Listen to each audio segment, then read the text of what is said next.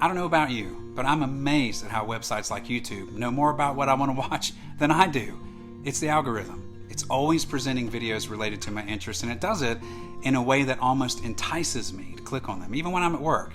But don't tell my boss. For example, I love playing guitar and writing music, so of course, when I log onto YouTube, what kind of videos do you think show up first on my homepage? Well, if you guessed videos about guitar, songwriting, and music, you'd be exactly right. And I'm sure the same goes out for everyone else too. It's almost like YouTube knows exactly what to present in front of each of us to get clicks.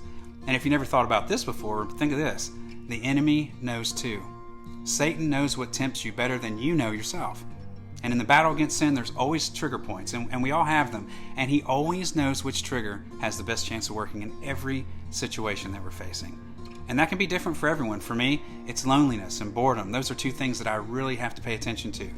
But for you, it could be something else. It could be stress. It could be failure, rejection. Satan will use sometimes things that by their own merit are good, and he'll twist them for his own benefit. Like, as an example, when we receive a compliment, that slowly festers into pride if we linger on to the compliment too long. But we got to remember what Ephesians 6:12 says. For our struggle is not against flesh and blood, but the powers of this dark world and against the spiritual forces of evil in the heavenly realms. Just like Jesus is a fisher of men, Christ's enemy Satan is also a fisher of men. And he will dangle all kinds of bait in your face to get you to click on something you shouldn't, maybe think an evil thought, or even put yourself in wrong situations. And although Satan can't steal our salvation once we have accepted Christ, he can absolutely disrupt our fellowship with God and the plan he has for us. So my challenge to you, make a list of what may trigger you to walk down a pathway that could lead to sin. And once you have that list, get in God's Word and find out what God says about those things so you can be ready, so you can be prepared.